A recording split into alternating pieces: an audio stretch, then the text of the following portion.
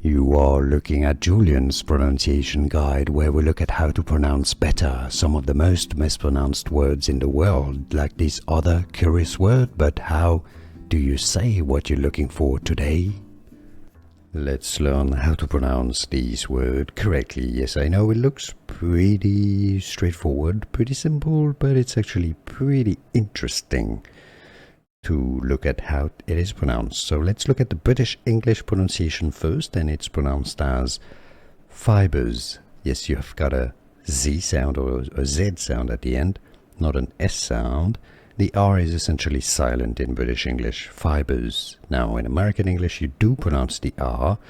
American pronunciation is as fibres, fibres, but it's more like the R is after the E. Fibres. Did you get this? Let me know in the comments.